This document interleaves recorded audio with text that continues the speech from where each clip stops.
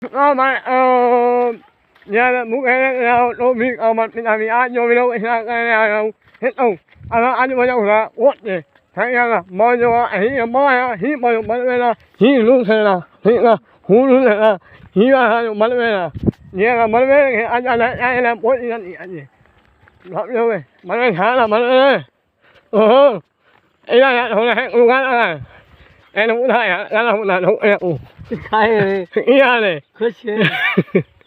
ý này á em mấy cái muốn thế này à 오빠. anh nói nữa ý ra này mày 마피.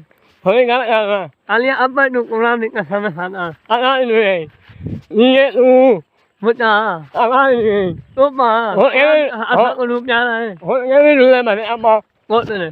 hồi cái là ông mẹ 많이 하면. 많이 하면 많이 많이 안 많이 ăn luôn 그냥 em hamen 많이 ăn luôn 맞나 말아. anh 아. hồi cái là mày này cắm mẹ 아 말라 가네. mà cắm mẹ mà nó ý luôn em này 오케이.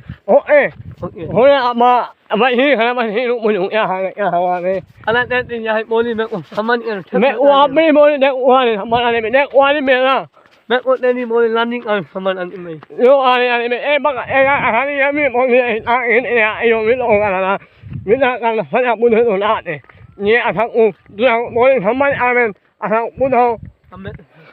mẹ 형 하니 머리 가만 아만이나. 메 가만 오케이 아. 나면은 그냥 노.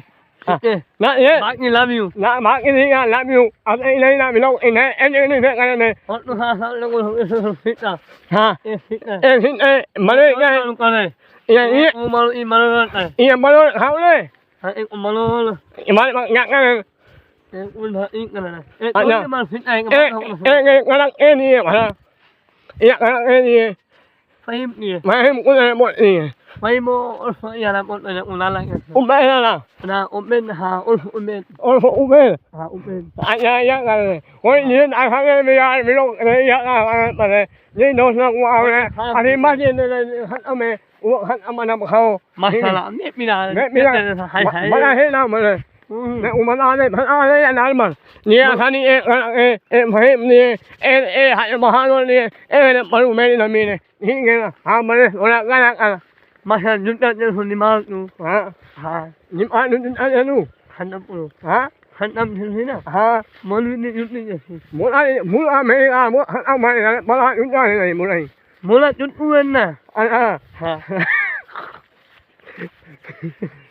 ठीक है भाई आसानी बोली तो सब समझ जाइए वे तो कमेंट से लाजमी मुदाया वे ना जे समझ ना आयो है ना पे ओके कर ओके करो लाइक करो सब्सक्राइब आज द व्लॉग की थी एंड करने पे वधिक तू सबको बोली सुबह बुधे तो आज जैसा व्लॉग की थी मना 600-700 माना दिठा पीछे सब्सक्राइब कितना करो यार जगी ये बस ना आँख ना यार आँख अपन नहीं है ना यार। वीडियो मजाक के सटने ठीक है अस्सलाम वालेकुम वाले